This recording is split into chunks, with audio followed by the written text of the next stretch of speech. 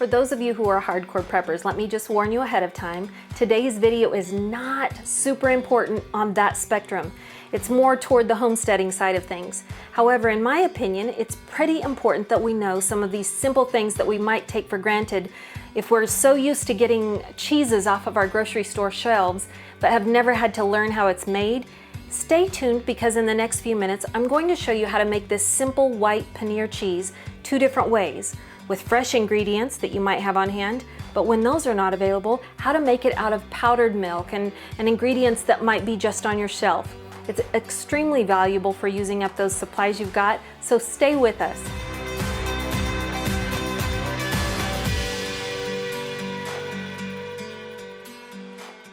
I'll tell you this right now, I've had a hard time waiting for us to do this video because I just want to eat the cheese that I already made as the example.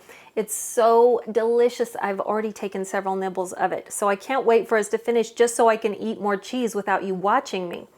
Today we're making sort of a cross between cream cheese and feta cheese. This kind of would be called a paneer cheese, I think, for those of you who know them better than I do. I'm not a cheese expert, so if you ask a bunch of questions, I probably am not the one that will have the correct answers. But I do know how to make some simple cheeses, and this is the first one we're going to make. There will be other days in the future where we cover mozzarella cheese and things like that. The neat thing about this simple white cheese that we're going to make, though, is that it can be made with fresh ingredients or even with your dry ingredients that you have on your shelf.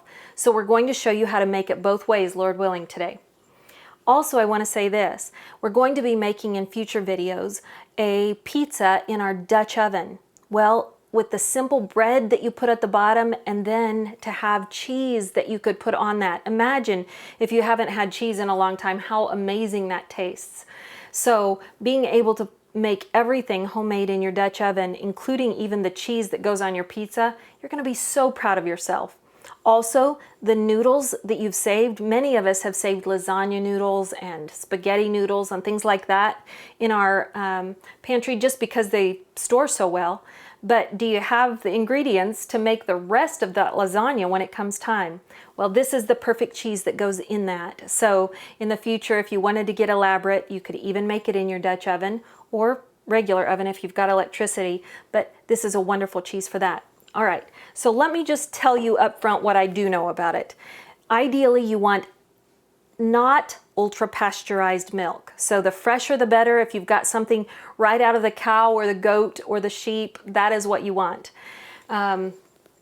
If you only have store-bought milk, that's okay, but you probably want to get whole milk. You can see I've got organic whole milk. This is ultra pasteurized because when I went to the grocery store today, they did not have one single bit of non-ultra pasteurized milk, and that's why it comes in handy to be part of like a farmer's co-op where you can get fresh milk that's good to use for that. You can also make it with half and half. Whole milk, half and half. Here's goat's milk. This is powdered goat's milk, but you could make it with fresh or powdered goat's milk. And I love that they don't make low fat. They make it whole milk, which is wonderful. You could also make this with evaporated milk, which is wonderful. And even though that's fat-free, it could still work for this recipe. It'd make a slightly different variation, but you can make this with cultured buttermilk. And some of you have this powder in your pantry right now. It lasts about 5 or 6 years on the shelf. And so some of us have this. You can make a cheese with that too. And then there's also instant dry milk or powdered milk. And I didn't even know it till this week, the difference between powdered milk and instant dry milk. Incidentally, the instant dry milk, if you see it there, it's a more fluffy, full of air, the little granules, whereas powdered milk is more just like powder. This has more air in it, so it can cost probably, they get more for their money when they sell it to us in this instant form because it fills up more space with its puffy air. You can make it with instant or powdered milk. Either one will work fine, and today we're going to be using the instant. So I just want you to know you can use any of those different varieties, but stay with us in the next couple minutes. We're going to go ahead and make it two different ways. I'm going to make it with half and half, which is wonderful, and I've gotten as organic as I can get for that. And we're going to make it with instant dry milk. I want you to see the process. It's almost identical for both ways, and I want us to see kind of the slight difference in the end product, but they're both super simple. So here we go. here are the ingredients you're going to need for our specific recipe today. Very, very simple, but you're going to want milk first of all, and you can make it with half and half. You could make it with non-fat milk or 2%. Some people make it with whole milk. Just remember, the more cream in it, the creamier and yummier that cheese is going to be in the end. Also, some people use half whole milk and half heavy cream, which would be even creamier than this. So keep that in mind. You can also make it with instant dry milk, which is the other way we're making it today. Same exact recipe, but with dry milk, and this is non-fat, instant, just plain old dry milk flakes. Okay, but then secondly, you're going to need your version of what you have on hand, some sort of acid to make this work. And so my favorite personally is lime juice. This organic key lime juice just somehow to me tastes wonderful, but any of these are going to work. I also can do fresh squeezed lemon or homemade apple cider vinegar. Now, it doesn't have to be homemade. You may not have watched our video. If you've got regular apple cider vinegar with the mother, that's great to use as well. But since I have on hand the homemade vinegar that I've made before, it makes a great cheese for that acid that is needed to actually separate the cheese curds from the whey. So literally those are virtually all you need, unless you like a little salt at the end. And you can make this savory or sweet. So once we get it all complete, that's when you might add something like a little bit of honey or salt or berries to it, or chives. Like I've got fresh chives that I can add to some of mine. So that all comes at the end, and it's kind of extracurricular activity that you can do on your own after we've got this made. So again, all you really need is some sort of milk and some sort of acid. That's easy enough. Okay, now look at these other things though that it's just good to have on hand. You don't have to have these. In fact, when I've made it before, I just go by looks. I know that I don't want my milk to boil, but I do want to look for the little tiny bubbles that form around the edge of the pan. But if you'd like to be very, very specific, you can get yourself one of these thermometers. This is a candy thermometer, and this is an instant thermometer that's often used in meats, but it does a great job in liquids as well. So if you want to get very specific on the temperature, you can go ahead and have one of these. Then you're going to want to have measuring spoons and a measuring cup. That's easy enough, right? The last thing you'll want is some cheesecloth. I say last thing, sorry. You'll want some cheesecloth to strain this out. This is so, so handy, and a bowl to strain it into. And you're going to want a saucepan that is not that coated kind inside with non-stick coating. Nope, you just want a regular old wonderful, I have a stainless steel Revereware pan that I use with a slotted spoon or some kind of spoon that has a little bit of strainer capability to it. That's going to be easy to find probably somewhere in your kitchen, and that's all we need. So let's go ahead and get started. I'm going to do this right over the stove, so come with me over here and we'll make this happen. So this is super simple. I'm going to take and pour this whole quart of half and half into this pot. Again, this is not coated with non-stick. I want a regular stainless steel pot. I fill it up, and I'm going to just set it at about medium, just a hint below medium for mine. You don't want this to come to a boil. That would not be good. All right, to make the same exact thing with powdered milk, we're going to want 1 cup of the instant powdered milk, give or take a little bit. You can see I've fudged a little over the limit there. That's fine though. But you're going to put 1 cup to 3 cups of water. So here, I'll just pour this in, and I will measure out 3 cups worth of water. And this is just rough estimates, so don't worry if you get it just a little over or a little under. But we're going to stir all that in together. There's 1.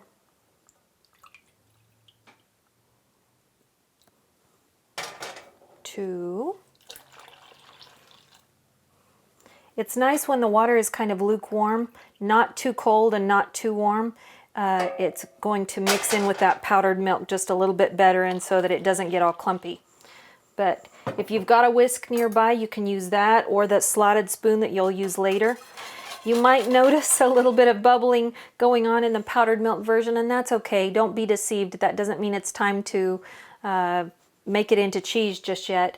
That is one of the telltale signs we'll see later when it's almost at boiling but not quite, and the wonderful little ring of bubbles forms on either one of these, forms around the edges. We know, hey, it's time to go ahead and culture it with some acid and get it to separate the curds from the whey. But for right now, we're just going to make sure this is nice and well incorporated milk, and I'm going to turn it almost to medium, just a hint below medium, and let it warm on up.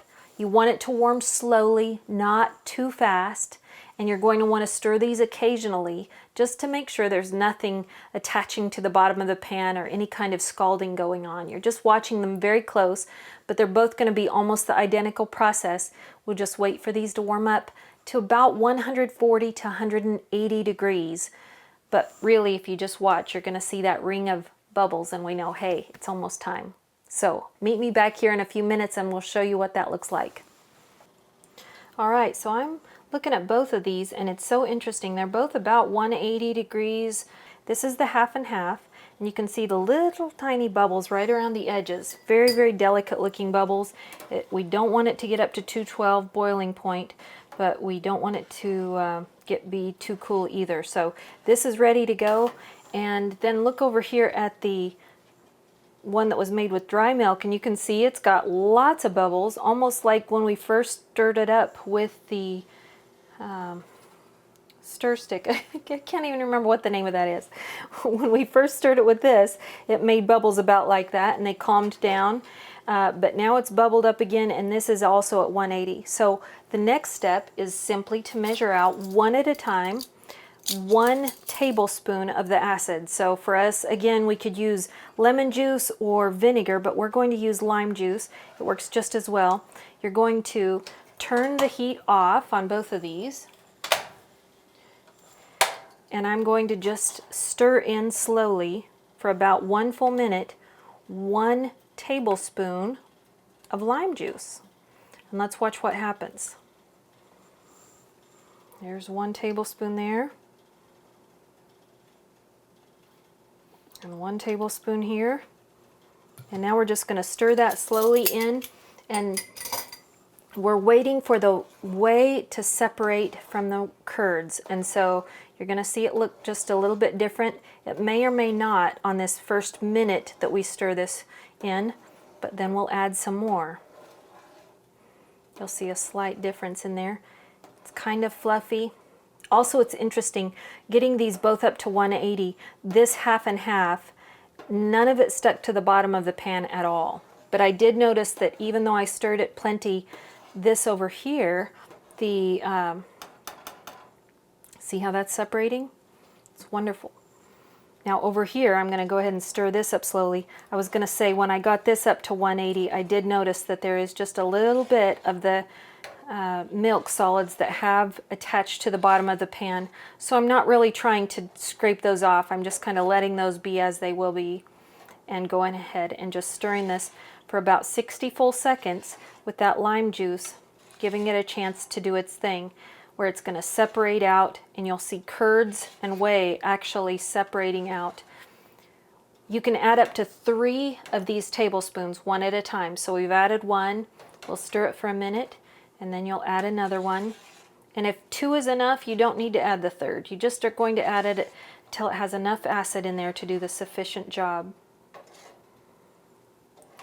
I'm seeing some separation. Yeah, I can feel it definitely in there. This one is a lot more kind of a gluey type, mozzarella-y type feel to the curds of this one, where these are just fine little curds. I'm going to stir that with my wood spoon over here. Oh yeah, look at that. Again, this is the half and half we're looking at. See those curds separating already? It's almost like a fine cottage cheese so far. Woo, that's just what we want to see, and it's wonderful. The simple process of this is just in waiting for it to get almost to that 180 point.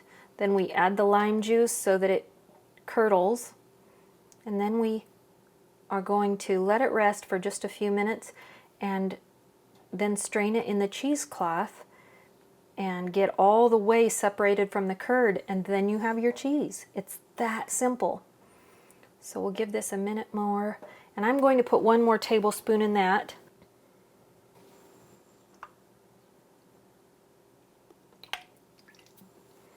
I've got a little more than enough in that.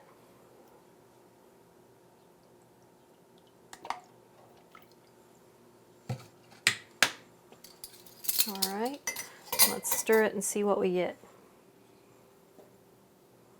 Just wanting a thorough curdling of it. It's so interesting when we strain out the whey, you'll notice the whey is almost clear. Not quite, it's still milky looking, but it's not white like what you see here yet. So this one is ready. I say we go ahead and take this cheese that's in the making from the dry milk. We're going to literally just strain it through cheesecloth, let the whey completely get separated and in its own container, and we're going to let that cheese kind of melt itself together in the cheesecloth, and it will be ready for us to eat that simply. So let's go ahead and do that now. All right, you can see we're ready to move this over, and we're gonna just pour it. I've got lined up for me cheesecloth lined sieve, and it'll catch the whey down below. So here we go. Let's see how this works. Should be about 3 cups of whey that we get in there, and about 1 cup of cheese here at the top. All right, see that curd? Wonderful looking. Kind of looks like cottage cheese, but it's more gluey type in its consistency. And we're gonna let it set in that for about 10 minutes before we squeeze it out, and we'll have our cheese. It's literally that simple. Now, don't be tempted to throw out this whey because it's fantastic for all of your protein drinks, your energy drinks that you might make for your family. You can also help tenderize meat with it. So if you put some meat in the crock pot, throw some of this in there with it to tenderize the meat. It's going to be wonderful and very nutritious, full of probiotics for your family. So definitely keep the whey. And this cheese looks gorgeous already. This is from the dry milk. Again, we're doing that first. This is the dry milk, and I'll show you the half and half version as soon as we finish it, and you'll be able to compare them. But this is just absolutely wonderful. All right, now it's this guy's turn. You see it's a totally different look. This is the organic half and half that we used. Again, we didn't have the non-ultra pasteurized, so we've just used what we could get at the grocery store. I'm going to go ahead and strain it, and you're going to see a huge difference between it and what we got out of the dry milk. Let's see if I can do this without making a mess. We're going to get a lot more cheese out of this one. Hold on, I don't want to mess this up. We're going to get a lot more cheese out of this one, and a lot less whey.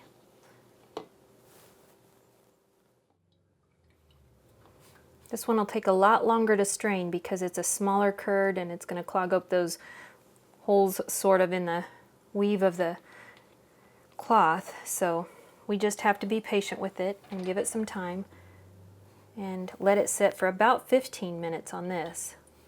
But slowly it will drain out and be the most wonderful cheese. All right. Meet me back here in a few minutes. I'm going to let this sit. You can see how beautiful that is already, but it's going to look different, and we'll squeeze it out in about 10 or 15 minutes and have beautiful cheese that you can see side by side and see the difference and the similarities. So the half and half version is going to need to sit for just a few more minutes, but this one that we made with the dry milk, you can see it made more whey and less cheese, and the cheese is more rubbery looking. But nonetheless, it's made cheese for us. So now it's time to go ahead and just gather up all of the cheesecloth, and I'm going to squeeze out every last bit of that water. Now, keep in mind this, I guess I should say the whey, the moisture is what I'm squeezing out. You can squeeze it until you're blue in the face and get every bit of the last of that out. However, you're going to have a pretty dry cheese if you do it that way. So keep that in mind as you're going, that you do want just a little bit of moisture still left in there. And I'm pretty happy with how I've got it right now. can see very little moisture coming out. Let me show you this and we'll put it out here on the plate. Just see what we've got here. It looks kind of like a little head of cauliflower. I really did squeeze more moisture out than I needed to. It's wonderful cheese and it is very moist, but it's not stringy like mozzarella. It's got curds to it still. And if I had left it squeezed together a little bit more, it would have kind of melted together a bit better. And if I had left more moisture in it. However, this is scrumptious cheese, especially eaten while it's warm like this. I didn't put any salt in this, and I could have, but it does have just a hint of that lime flavor to it.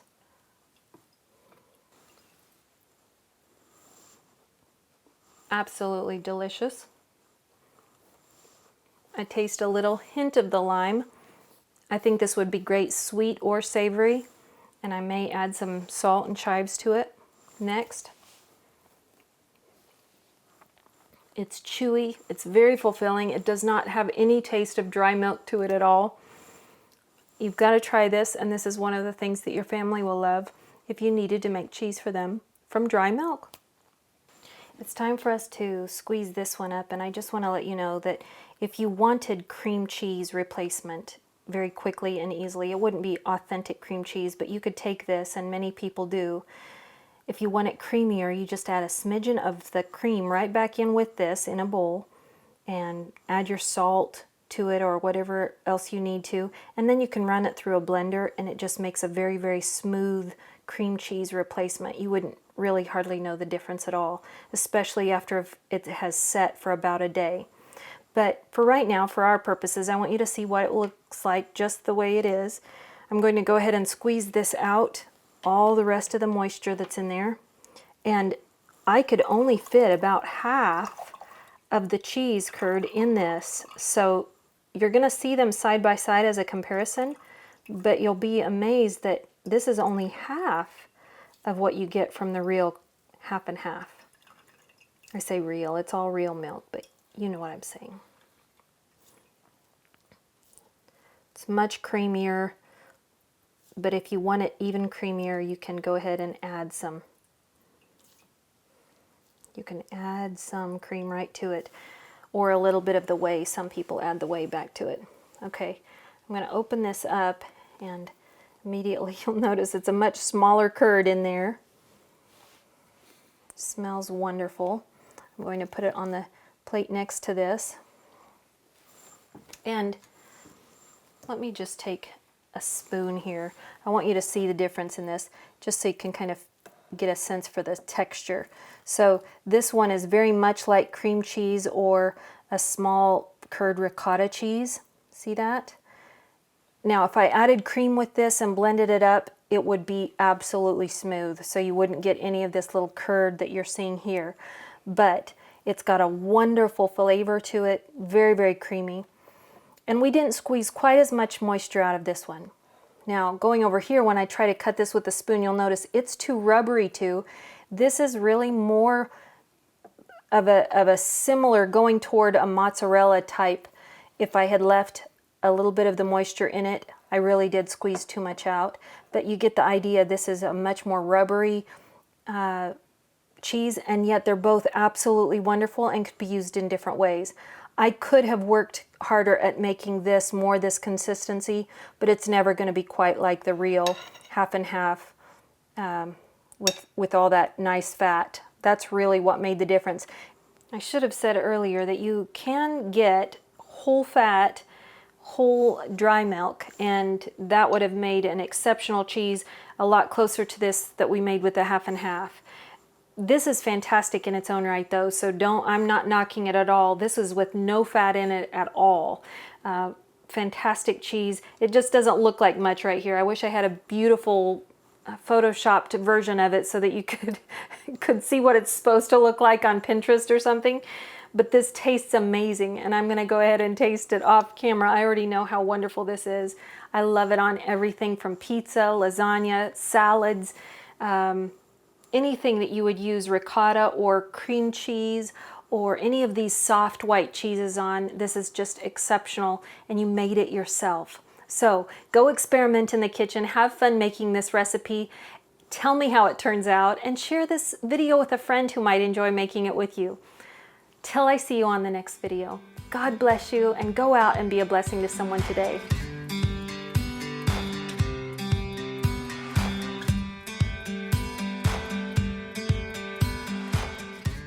Hey, before you go, I want to share with you just a quick word of scripture. This is verse 8 out of Psalm 62.